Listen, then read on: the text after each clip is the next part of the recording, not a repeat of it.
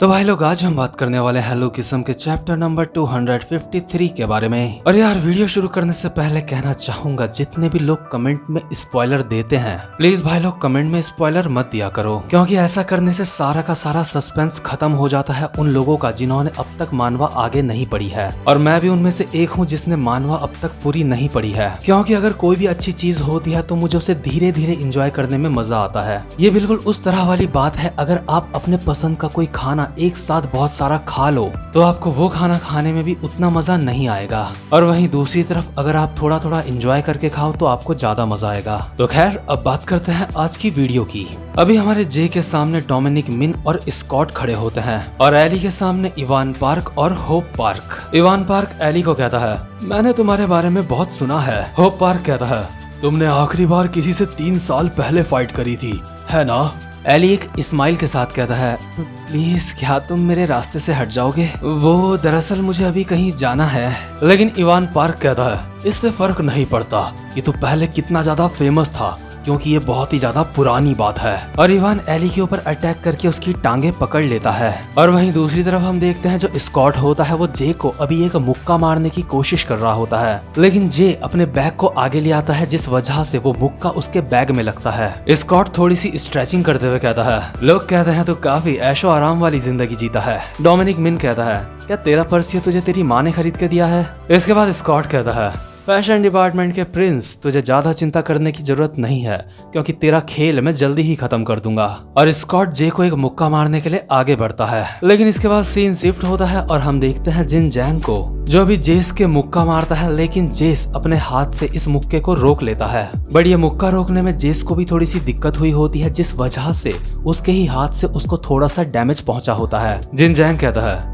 तो जे एक ऐसा बंदा है जिसको डैनियल की बहुत ज्यादा परवाह है, और एली जैंग 3 साल पहले एक गैंग का लीडर हुआ करता था। देख तू मुझे बेरहम समझ या फिर कुछ और, लेकिन मुझे ऐसा करना पड़ रहा है क्योंकि तुम सबको जानने के लिए तुम्हें एनालाइज करना बहुत ज्यादा जरूरी है। इसके बाद जेस अपनी जैकेट निकालते हुए कहता है, सुनने में मजेदार लग रहा है, मुझे लगा ही था तू ऐसा ही कुछ करेगा, और तूने सारी की सारी ये जानकारी इकट्ठा करने के लिए उन लड़कों से फाइट करना ही ठीक समझा। तुझे लगता है जे होंग एक बहुत ही ज्यादा आरामदायक जिंदगी जीता है और वो एक गुलाब की तरह है, लेकिन मेरी एक बात हमेशा याद रखियो, गुलाब के फूल के साथ उसके कांटे भी होते हैं। और अभी हम देखते हैं जो जे होता है उसने स्कॉट का हाथ पकड़ के उसको एक लॉक दे दिया होता है। जेस दोबारा से कहता है, और तुझे एक बात और हमेशा ध्यान रखनी चाहिए, 3 साल पहले जिस इंसान को लोग अपना लीडर कहते थे उसको लोग ऐसे ही अपना लीडर नहीं कहते होंगे। मुझे लगता है एली जैंग एक ऐसा भेड़िया है जो 3 साल से अपने पंजे छुपा रहा था, ऐसा मुझे लगता है। और अभी हम देखते हैं जिस इवान पार्क ने एली की टांगे पकड़ी हुई होती हैं,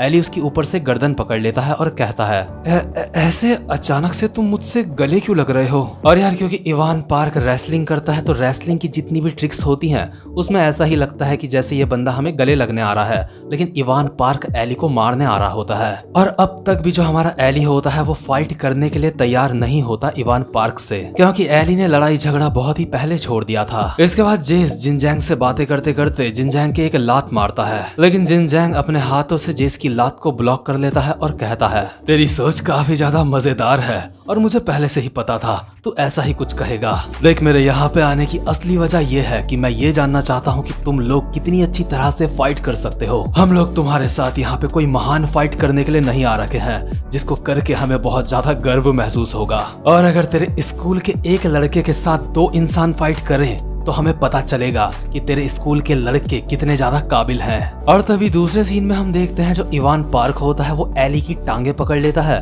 और जो होप पार्क होता है वो एली की कमर पकड़ लेता है। और दूसरे सीन में हम देखते हैं डोमिनिक मिन जे के पीछे से बाल पकड़ लेता है और आगे से स्कॉट तैयार होता है जे को मारने के लिए। लेकिन इसके बाद सीन शिफ्ट होता है और जो जिनजैंग होता है जेस को एक पुरानी बात बताने लगता है। जिनजैंग कहता है, जब जोहान शियोंग ने मेरी गैंग में कब्जा करके उसको गॉड डॉग का नाम दे दिया था, उसके बाद मैं नए बंदे ढूंढ रहा था अपनी गैंग में शामिल करने के लिए, और जब मैं रात को घूम रहा था तो मैंने एक ऐसी चीज देखी जो बहुत ही ज्यादा कम देखने को मिलती है। एक बंदा अपने 2 गुने साइज के लोगों से फाइट कर रहा है, जिसके पास ताकत, वजन सब कुछ उन लोगों से कम है। मुझे ये जानने में ज्यादा समय नहीं लगा कि आखिर वहाँ पे क्या चल रहा था। वो जो बंदा था वो एक फाइटर था, उसने अकेले ही अपने साइज के 2 गुने बंदों को, जो 7-8 लोग थे, अकेले ही मार गिराया। और ये बंदा होता है डोमिनिक मिन। और जब जिनजैंग इससे मिला था, जिनजैंग इससे कहता है, कैसा रहेगा हम दोनों साथ में मिलकर कोई बिजनेस करें। डोमिनिक मिन कहता है, तेरे साथ काम करने के मुझे पैसे कितने मिलेंगे। इसके बाद हमें दोबारा से जिनजैंग की वॉइस ओवर आती है। डोमिनिक मिन सच में एक कमाल का बंदा है, लेकिन उसकी किस्मत इतनी ज्यादा अच्छी नहीं रही है। उसके पास कमाल की एबिलिटीज है, कमाल की स्किल्स है, लेकिन उसके बावजूद भी हॉस्टल गैंग के 2 अंकलों ने मिलके उसे पीटा था। और किसको पता था जिस बंदे के साथ उसने पहले फाइट करी थी वो एली जैंग निकलेगा। सिंगल फाइट में वो एली को नहीं हरा सकता। ये एक अच्छा मैच नहीं है। लेकिन इस बार बात कुछ अलग है। इस बार मैंने सही इंसानों को एक दूसरे के आमने सामने खड़ा करा है, जो एक दूसरे से फाइट करने के लिए बिल्कुल सही है। और यार इसीलिए जो डोमिनिक मिन होता है ना, वो अभी एली जैंग से फाइट नहीं कर रहा होता है, वो फाइट कर रहा होता है जे होंग से। डोमिनिक मिन जे के ऊपर मुक्कों की बारिश कर देता है और चिल्ला के कहता है, तुम सालो जे हाई स्कूल के हरामखोरो, तुमने मेरे बाल की वाट लगा दी। और यार यहाँ पे एक और बात है, जो डोमिनिक मिन है ना, वो बहुत ही ज्यादा बदतमीजी से फाइट करता है। और इससे पहले डोमिनिक मिन की जिन लोगों से भी फाइट हुई होती है वो उससे भी बड़े बदतमीज थे, जैसे कि एली जैंग, हॉस्टल गैंग के 2 अंकल्स। इसलिए भी जिन जैंग कहता है, जे होंग एक प्रिंस है, वो डोमिनिक मिन की बदतमीजी के आगे नहीं टिक सकता। बेचारे जे होंग के लिए ये एक सपने जैसा होगा। और हम देखते हैं जो डोमिनिक मिन होता है वो जे के साथ फाइट करते हुए बदतमीजी दिखा भी रहा होता है। डोमिनिक मिन अभी कोशिश कर रहा होता है जे होंग की आंखें फोड़ने की, लेकिन जे डोमिनिक मिन की उंगलियों को अपने हाथों से पकड़ लेता है। इसके बाद जिनजैंग जेस को कहता है, तूने मुझे कहा था कि फूल के साथ उसके कांटे भी होते हैं, लेकिन ये मत भूल कि डोमिनिक मिन जहाँ पे जे को नहीं संभाल पाएगा वहाँ पे स्कॉट भी मौजूद होगा। और जैसे ही जे डोमिनिक की उंगलियां पकड़ता है तभी स्कॉट आके जे के मुंह पे एक मुक्का मार देता है। और यार स्कॉट भी कोई मामूली बंदा नहीं होता, वो नेशनल ओलंपिक टीम का एक मेंबर होता है। और जो बंदा नेशनल ओलंपिक खेल रहा है वो ऐसे ही तो नेशनल ओलंपिक खेल नहीं रहा होगा, उसके पास जरूर कोई ना कोई तो एबिलिटी होगी ही। और स्कॉट के पास होती है बॉक्सिंग की स्किल्स, जिसमें वो काफी ज्यादा अच्छा होता है। तो खैर इसके बाद हम देखते हैं इवान पार्क को, जो एली को पकड़ते हुए अभी जमीन में गिर गया होता है, लेकिन होप पार्क ने एली को पीछे से पकड़ लिया होता है। होप पार्क कहता है, हे, आखिर तुम क्या कर रहे हो, उठ जाओ, मैंने एली जैंग को पकड़ लिया है। एली कहता है, एक्सक्यूज मी, आखिर यहाँ पे चल क्या रहा है। इवान कहता है, बहुत अच्छे होप, तुमने काफी अच्छा करा। होप कहता है, तुम्हारा बहुत बहुत शुक्रिया।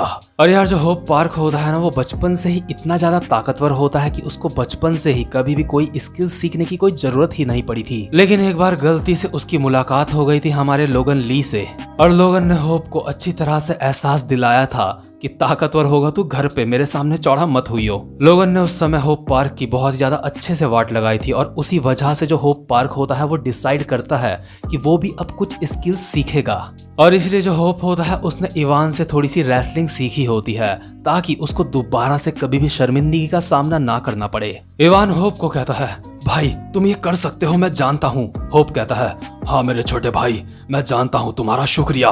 और होप एली को एक रेसलिंग स्किल से पीछे की तरफ जमीन में पटक देता है। और इससे पहले कि एली जमीन से टकराता हम देखते हैं जो जेस होता है, जिनजैंग ने उसको उठा के दीवार में पटक दिया होता है। हालांकि जेस को कुछ ज्यादा डैमेज नहीं आया होता। इसके बाद जो जिनजैंग होता है चलते चलते जेस के पास आता है और कहता है, एक फाइट में ये बहुत ज्यादा जरूरी होता है कि तुम किसके सामने फाइट कर रहे हो। और जे होंग, स्कॉट और डोमिनिक मिन के फाइटिंग स्टाइल के सामने बिल्कुल भी ठीक नहीं है। जे होंग उन दोनों से कभी भी नहीं जीत सकता, और उसी तरह से कुत्तों की तरह फाइट करने वाला एली जैंग 2 रेसलर्स से भी कभी नहीं जीत सकता।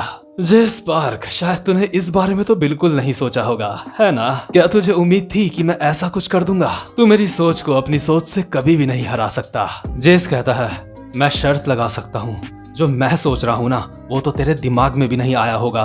तुम लोगों को अंदाजा भी नहीं है, जब तुम फैशन डिपार्टमेंट के प्रिंस से उलझने की कोशिश करते हो तो तुम्हारे साथ क्या हो सकता है। इसके बाद हम देखते हैं जो हमारा जे होता है वो स्कॉट को एक हेलमेट देता है।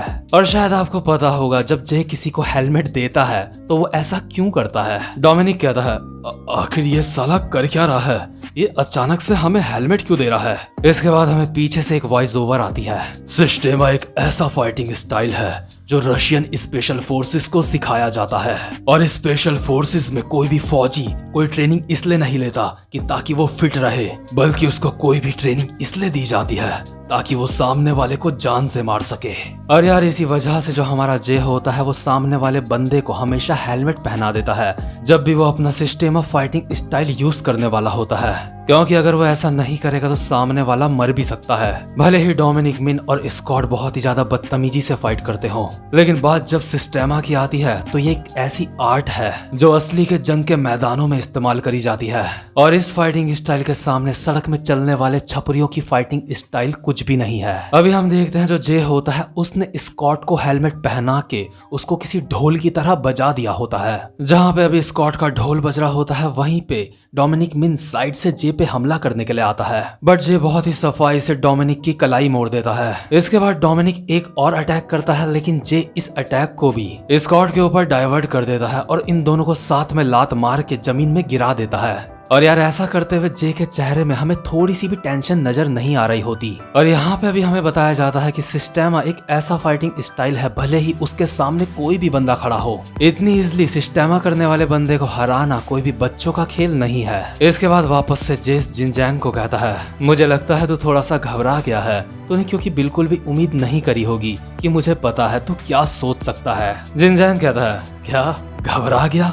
और मैं बिल्कुल भी नहीं, मुझे तो ये भी पता था कि तू ये भी बोलेगा जो तू अभी बोल रहा है। जेस कहता है, मैं जानता था तू यही बोलेगा क्योंकि तू अभी बहुत ज्यादा कंफ्यूज है। जिनजैंग कहता है, तूने कहा जे होंग का सिस्टेमा, और सिस्टेमा के सामने कोई भी नहीं टिक सकता, लेकिन एक ऐसा फाइटिंग स्टाइल भी है जिसके सामने सिस्टेमा कुछ भी नहीं। और वही फाइटिंग स्टाइल हम देखते हैं अभी जे की फाइट में। जो डोमिनिक मिन होता है अभी उसने एक छोटी सी लोहे की बॉल उठा के सीधा हमारे जे के गाल में मारी होती है। और यार भले ही सिस्टेमा एक बहुत ही कमाल का फाइटिंग स्टाइल होता है, लेकिन रेंज अटैक के सामने सिस्टेमा थोड़ा सा वीक पड़ जाता है, क्योंकि यार सिस्टेमा एक फिजिकल फाइटिंग स्टाइल है और वो दूसरे किसी फिजिकल फाइटिंग स्टाइल के सामने ही अच्छे से काम करेगा। लेकिन यहाँ पे जो अभी डोमिनिक मिन होता है वो लोहे की बॉल्स दूर से जे के उठा के मार रहा होता है। जे के गाल में मारने के बाद डोमिनिक कहता है, मेरा यह निशाना चूक गया, अगला निशाना तेरी आंख में होगा। जिनजैंग कहता है, डोमिनिक मिन की एक खासियत है कि वो बहुत सारे टूल्स को इस्तेमाल करना जानता है,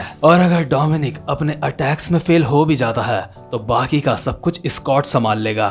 हम देखते हैं डोमिनिक एक और गोली फेंकता है जे के ऊपर, लेकिन जे इस गोली से इस बार बच जाता है। लेकिन उतने में ही स्कॉट आके जे के मुंह पे एक मुक्का मारता है और जे जमीन में गिर जाता है। और वहीं दूसरी तरफ जो इवान पार्क और होप पार्क होते हैं उन्होंने भी एली को मार के जमीन में गिरा दिया होता है। इवान और होप आपस में बोल रहे होते हैं, हम जीत गए, हम जीत गए। भाई जो मैंने सुप्लेक्स मारी थी वो कैसी थी? इसके बाद इवान कहता है, तुमने बहुत अच्छा काम करा मेरे भाई, चलो घर जाके अब प्रोटीन पीते हैं। इसके बाद जिनजैंग दोबारा से बोलता है, एली जंगलियों की तरह फाइट करता है, लेकिन इस बार उसका सामना दो गंजे रेसलर्स से है जिनके वो बाल भी नहीं पकड़ सकता। एक हेयर ड्रेसर के लिए दो गंजे रेसलर से फाइट करना किसी सजा से कम नहीं है। एली अपने खतरनाक अटैक्स होप और इवान के ऊपर इस्तेमाल नहीं कर सकता। तो अब क्या तुझे समझ आ रहा है कि इस बात से बहुत ज्यादा फर्क पड़ता है कि तुम्हारी फाइट किससे हो रही है? मेरी सोच तेरी उम्मीदों से जीत गई है। और जिनजैंग एक लात मारता है जेस के ऊपर। जेस इस लात को अपनी हाथों से ब्लॉक करता है और कहता है, क्या तू कह रहा है कि एली उन लोगों से हार गया है? तुझे ये कहते हुए अच्छा नहीं लग रहा है, लेकिन वो वक्त करीब आने वाला है, वो वक्त जो मैंने पहले से सोच के रखा है। और तभी हम देखते हैं एक क्लॉक टावर से बेल बजने की आवाज आती है। इवान और होप कहते हैं, आखिर ये कैसा शोर है? जेस कहता है, हॉस्टल गैंग का बिग डैडी एली जैंग एक ऐसा इंसान है जिसको गन भी बहुत ज्यादा ताकतवर मानता है, और उसी के साथ साथ वो येना का डैड भी है। और जैसे ही ये अलार्म बजता है तभी जो एली होता है अपनी जगह से उठता है और कहता है, मेरे सामने से हट जाओ। होप और इवान कहते हैं, आखिर ये साला क्या बोल रहा है खुद से ही? एली कहता है, मैंने कहा मेरे सामने से हट जाओ मादर, येना को खाना देने का वक्त हो गया है। और यार अभी पूरे 3 साल बाद जो एली होता है दोबारा से अपने उसी जंगली पने में आ जाता है जैसा वो पहले हुआ करता था। इसके बाद जेस अपना चश्मा ठीक करते हुए जिनजैंग को मिडिल फिंगर दिखाता है और कहता है, तूने ये तो बिल्कुल नहीं सोचा होगा कि इस वक्त येना को खाना देने का समय हो चुका है, और तू इस बात का भी अंदाजा कभी नहीं लगा सकता एक बच्चे का बाप कितना ज्यादा ताकतवर होता है। जिनजैंग कहता है, ये साला चश्मा पहनने के बहाने मुझे मिडिल फिंगर दिखा रहा है। जिनजैंग चिल्ला के कहता है, ठीक है मैंने मान लिया कि एली जैंग के बारे में मैं गलत था, लेकिन जे होंग स्कॉट और डोमिनिक मिन से कभी भी नहीं जीत सकता, क्योंकि सिस्टेमा लॉन्ग डिस्टेंस अटैक के सामने काम नहीं करता। जेस कहता है मुझे पता था ऐसा कुछ भी हो सकता है और ऐसी सिचुएशन में जो उसके पास सूटकेस रहता है वो उसको जरूर खोलेगा। वो सूटकेस सिर्फ जे की फिंगरप्रिंट से ही खुलता है और उसको कोई भी नहीं खोल सकता। और जो डोमिनिक मिन होता है अभी जे को देख के बोल रहा होता है आखिर ये अपने बैग से क्या निकाल रहा है। अबे साले तू क्या बंदूक से हमें गोली मारने वाला है अपने बैग से निकाल के। स्कॉट कहता है निकाल निकाल हम भी देखें तेरे बैग में क्या है, क्या तेरे पास कोई बूमरैंग है। दूसरे सीन में हम देखते हैं जेस जिनजैंग का चेहरा पकड़ता है और कहता है तूने ये तो बिल्कुल भी अंदाजा नहीं लगाया होगा कि उसके सूटकेस में क्या होगा। जिनजैंग कहता है तू साले हरामखोर बता मुझे उसके बैग में क्या है उसके बैग में। जेस कहता है सच बताऊं तो मुझे भी नहीं पता उसके अंदर क्या है। इसके बाद हम देखते हैं हमारे जे को जो अपने बैग से निकालता है एक हाई टेक्नोलॉजी वाली गन और सीधा तान देता है डोमिनिक मिन के माथे में। डोमिनिक मिन की अभी पूरी तरह से चिढ़ चुकी होती है बिकॉज कोई कैसी भी फाइट कर ले उससे बचा जा सकता है लेकिन गन तो गन ही है, चाहे वो गन ये वाली हो और या फिर ये वाला। दोनों ही जब किसी फाइट के बीच में आ जाते हैं तो वो फाइट नॉर्मल नहीं रहती। तो भाई लोग ये वाला एपिसोड यहीं पे खत्म होता है। उम्मीद करता हूँ कि आपको आज की वीडियो भी अच्छी लगी हो और चैनल और वीडियो को लाइक सब्सक्राइब जरूर से करना। अब मैं मिलूंगा आपसे अपनी नेक्स्ट वीडियो में, तब तक के लिए गुड बाय।